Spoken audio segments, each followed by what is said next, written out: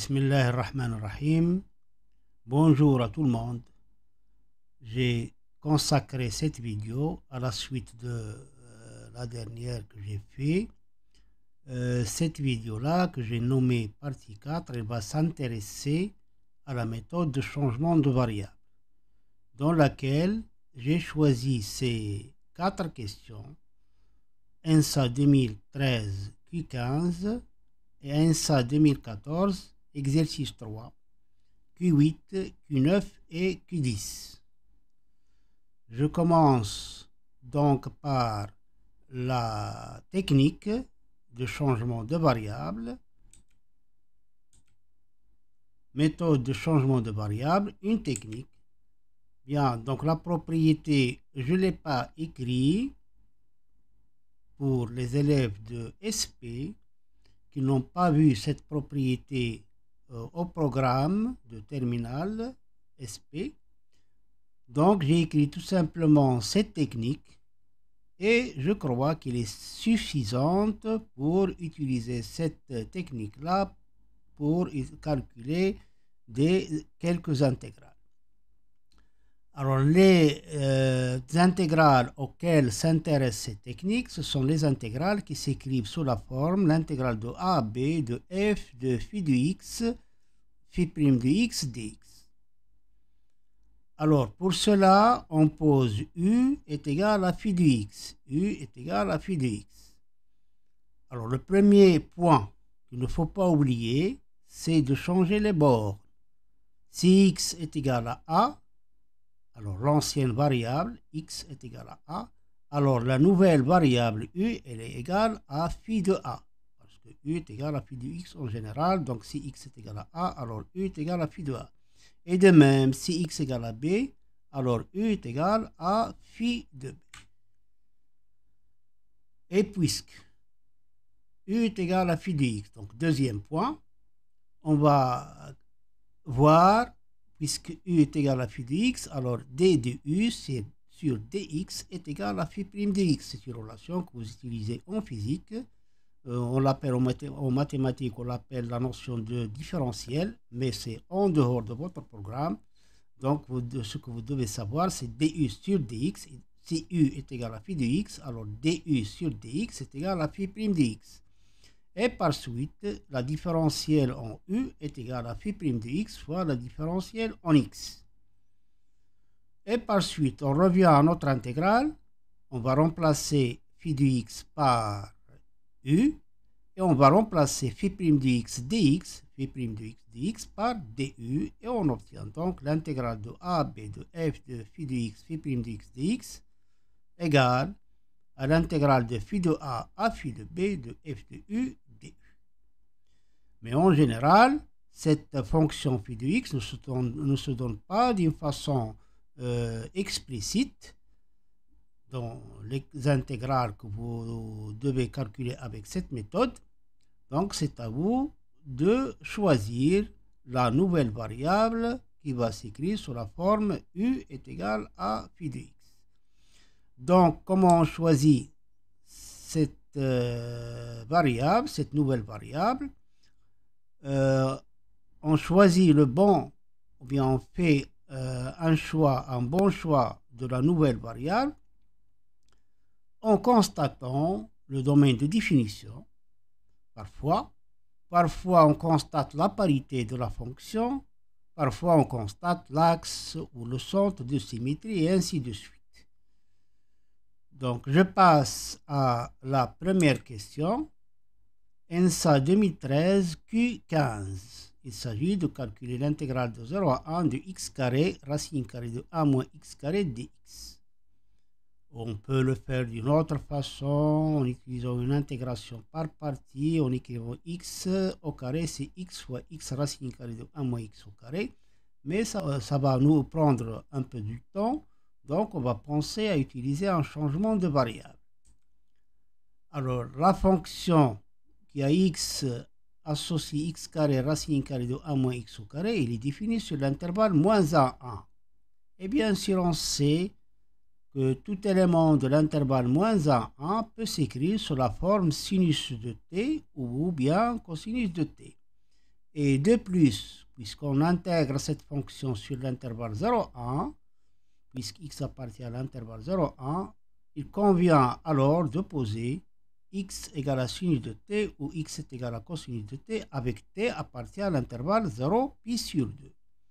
Parce que par la fonction sinus, c'est une bijection de l'intervalle 0 pi sur 2 vers l'intervalle 0,1. Vers l'intervalle 0,1. Alors, j'ai choisi de poser x égale sinus de t avec t appartient à l'intervalle 0 pi sur 2. Premier point, c'est le changement des bornes. Si x égale à 0, alors si x est égal à 0, on doit résoudre l'équation sinus de t est égal à 0 dans l'intervalle 0 pi sur 2. Sinus de t égale à 0 dans l'intervalle 0 pi sur 2, équivalent à t est égal à 0. Donc si x égale à 0, alors t est égal à 0. Et de même, si x égale à 1, on doit résoudre l'équation 1 est égal à sinus de t. Cette équation dans l'intervalle 0 pi sur 2, il admet une solution, c'est t égale à pi sur 2. Voilà donc les bornes deviennent 0 et pi sur 2. On a, deuxième point, c'est le calcul de la différentielle de dx en fonction de dt. On a donc x égale à sinus de t, et par suite dx égale à cosinus de t, c'est la dérivée de sinus, comme nous l'avons vu dans le résumé du cours. Dx est égal à phi prime de t fois dt. La dérivée de sinus de t, c'est cosinus de t, donc dx égale cosinus de t fois dt. On reprend donc notre intégrale. L'intégrale de 0 à 1 de x carré racine carrée de 1 moins x carré, elle est égale. Donc les bords vont être 0 pi sur 2, comme nous l'avons vu. X carré, c'est sinus carré de t. Et ici, x carré, sinus au carré de t. Alors, à quoi est égal dx? C'est cosinus de t dt. Donc, on obtient l'intégrale de 0 à pi sur 2 de sinus carré de t, racine carrée de 1 moins sinus au carré de t, cosinus de t dt. Égal. Donc, on sait bien que 1 moins sinus au carré de t, c'est cosinus carré. Cosinus de carré de t avec t appartient à l'intervalle 0 pi sur 2, donc c'est cosinus de t. Cosinus de t fois cosinus de t, c'est cosinus au carré de t. On obtient donc l'intégrale de 0 à pi sur 2 de sinus carré de t, cosinus carré de t dt. Donc on peut l'écrire sous la forme sinus de t fois cosinus de t, le tout au carré dt, égale, alors sinus de t cosinus de t, c'est sinus de 2t divisé par 2. Parce que la formule trigonométrique, sinus de 2t est égal à 2 sinus de t cosinus de t. Et par suite, sinus de t fois cosinus de t, elle est égale à sinus de 2t divisé par 2. Au carré, donc le 1,5 au carré, je l'ai fait sortir de l'intégrale par linéarité, donc elle est égale à 1 quart, l'intégrale de 0 à pi sur 2 de sinus de 2t au carré dt. On transforme sinus carré de alpha en fonction de cosinus de alpha.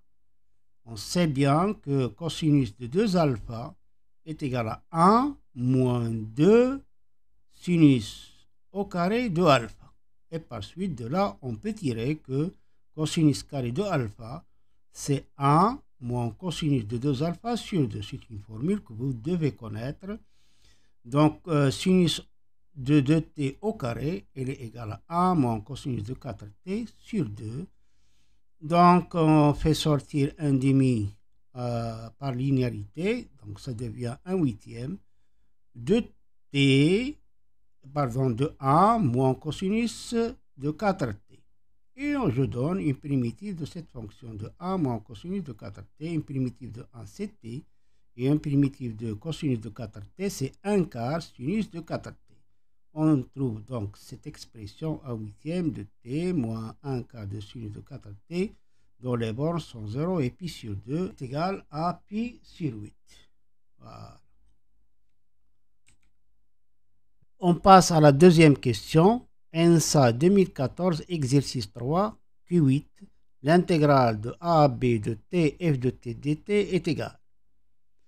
Donc avec bien sûr l'hypothèse que nous avons écrite dans la première page, quel que soit x appartient à l'intervalle AB, f de a plus b moins x est égal à f de x. Alors puisque nous avons cette relation, on constate qu'il y a une symétrie par rapport à a plus b sur 2 qui est le milieu de l'intervalle AB. C'est-à-dire que la droite d'équation, que la courbe d'équation y est égal à f de x, ou bien la courbe C indice f, admet un axe de symétrie, c'est la droite d'équation x est égal à a plus b sur 2. Donc cette relation-là nous suggère de poser le changement de variable u est égal à a plus b moins t. Si on le fait, on doit faire la première étape, c'est le changement de borne. Donc si t égale à a, alors u est égal à b. C'est très clair. T égale à A, donc A moins A, c'est 0. Donc il nous reste U est égal à B. Et si T égale à B, de la même manière, U est égal à A. Deuxième étape, c'est le calcul de la différentielle. Alors on a U est égal à A plus B moins T. Donc T est égal à A plus B moins U. Et par suite, dt est égal à moins du. D'après la formule générale, donc nous avons ici phi de u, t est égal à phi de u, donc dt est égal à phi prime de u fois du. Or, la dérivée de cette fonction dont la variable c'est u, c'est moins 1, donc dt est égal à moins du. Et par suite, on passe à notre intégrale.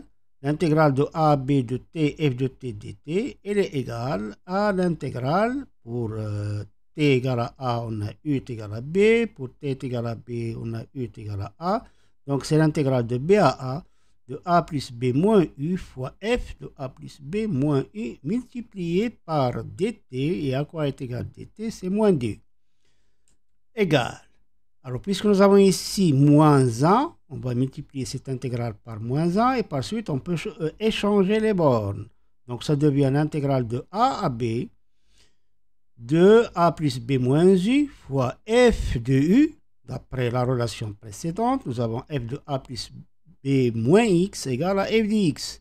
Donc f de a plus b moins u est égal à f de u multiplié par du.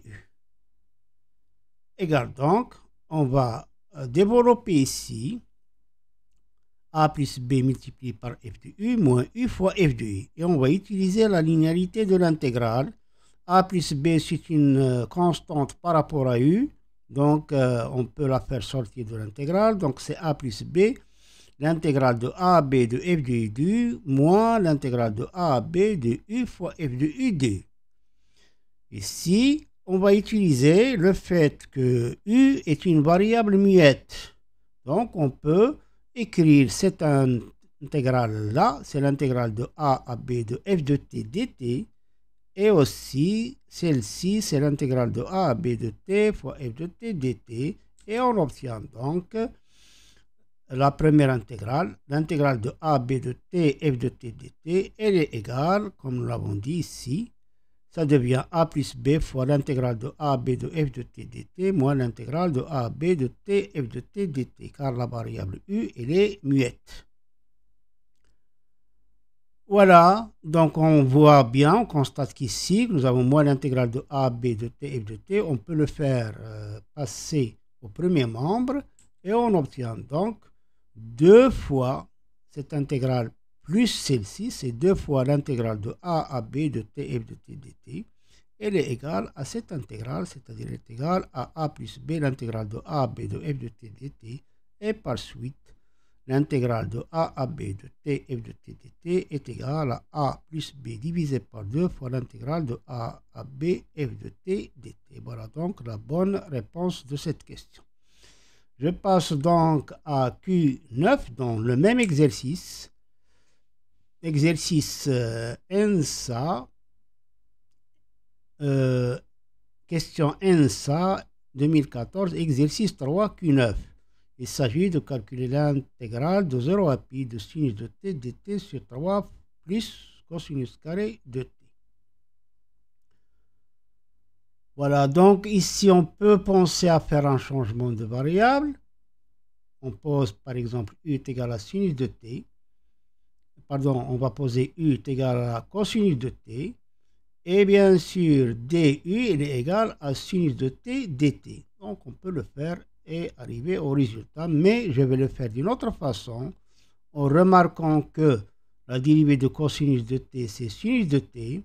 Et ici, nous avons un carré. Donc je peux penser à utiliser la formule de primitivation liée à la fonction arc-tangente.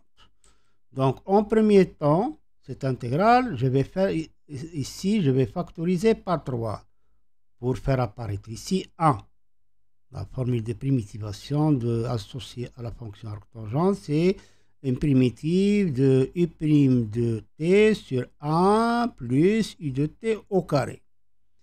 Donc un tiers, je vais le faire sortir en dehors de l'intégrale. Et cosinus carré de t sur 3, je vais l'écrire, c'est cosinus de t racine carrée de 3, le tout au carré. D'accord? Voilà, et en numérateur, on obtient ici sinus de t, cosinus de, sinus de t dt. Mais la dérivée de cosinus de t sur racine carrée de 3, c'est moins sinus de t racine carrée de 3. C'est pour cela que j'ai fait apparaître cette expression au numérateur. Donc, 1 sur 1 tiers, nous avons ici 1 tiers, c'est moins 1 sur racine carrée de 3 multiplié par moins 1 sur racine carrée de 3. Et la formule devient donc moins 1 sur racine carrée de 3, l'intégrale de 0 à pi de moins sinus de t sur racine carrée de 3 dt sur 1 plus cosinus de t sur racine carrée de 3 au carré. Et donc, il se présente bien sous la forme u' de x sur 1 plus u de x au carré. Une primitive de cette fonction, c'est arc-tangente de u de x, c'est-à-dire arc-tangente de cosinus de t sur racine carrée de 3. Et par suite, le résultat, donc c'est moins 1 sur racine carrée de 3, ce nombre-là. Une primitive, nous avons dit, une primitive de cette fonction, c'est arc-tangente de cosinus de t sur racine carrée de 3, dont les bornes sont 0 et pi. Et en faisant le calcul, on obtient pi sur 3 racine carrée de 3. Parce que cosinus de pi, c'est moins 1. D'accord? Donc on obtient ici moins 1 tiers. Arc-tangente de moins 1 tiers, c'est moins pi sur 6. Moins l'image de 0. L'image de 0, cosinus de 0 est égal à 1. Donc on obtient ici arc-tangente de 1 sur racine carrée de 3. C'est pi sur 6. Donc moins pi sur 6, moins pi sur 6, c'est moins pi sur 3. Et on va le multiplier par moins 1 sur racine carrée de 3. Et on obtient donc le résultat pi sur 3 racine carrée de 3. Je passe donc à la dernière question. Toujours dans le même exercice, exercice 3 de l'ENSA 2014, Q10. Il s'agit donc de calculer l'intégrale de 0 à pi de t sinus de t sur 3 plus cosinus carré de t dt. On remarque bien que nous avons ici l'expression de la question Q9, sinus de t sur 3 plus cosinus au carré de t. Ce que nous avons ajouté ici, c'est t, ce t-là. Donc on peut penser à la question Q8. Alors, pour utiliser la question Q8, donc c'est l'intégrale de 0 à pi de t sinus de t sur 3 plus cosinus carré de t dt. On peut l'écrire, c'est t fois f de t, voilà. Donc c'est l'intégrale de 0 à pi de t f de t dt avec f de t, c'est sinus de t sur 3 plus cosinus carré de t. Et on revient à calculer l'intégrale de la question 8, Q8. Voilà, donc après, bien sûr, avoir remarqué que cette fonction-là, il satisfait bien alors la relation donnée dans l'hypothèse de f. Donc, qu'est-ce qu'on remarque ici? Que nous avions l'intégrale, nous avions f de a plus b moins x égale à f de x, avec a c'est la borne inférieure de l'intégrale et b c'est la borne supérieure. Qu'est-ce que c'est que la borne supérieure ici? C'est pi, la borne inférieure c'est 0. On a bien f de 0 plus pi moins t, elle est égale à f de t. Parce que f de pi moins t, c'est quoi? F de pi moins t, c'est sinus de pi moins t, c'est sinus de t. sur 3 plus cosinus carré de pi moins t, et cosinus de pi moins t est égal à moins cosinus de t, avec le carré, ça devient cosinus carré de t. Donc nous avons bien f de 0 plus pi moins t est égal à f de t. Donc on peut utiliser le résultat de la question Q9. Pardon, le résultat de la question Q8. Nous avions donc, d'après Q8, l'intégrale de 0 à pi de t sinus de t sur 3 plus cosinus carré de t, que nous avons écrit t f de t, elle est égale à a plus b divisé par 2, c'est-à-dire 0 plus pi divisé par 2, c'est pi sur 2. L'intégrale de a à b, l'intégrale de 0 à pi, de f de t dt, que nous avons déjà calculé dans la question Q9. Donc pi 2 fois pi sur 3 racine carrée de 3, le résultat de la question 9. Et par suite, le résultat final, c'est pi carré sur 6 racine carrée de 3. أتمنى أن تكونوا قد استفدتم من هذه المعلومات، وإلى اللقاء في الفيديو المقبلة إن شاء الله، اللي غادي نعمل فيها la partie 5 de l'intégration en utilisant toujours la méthode d'intégration par partie.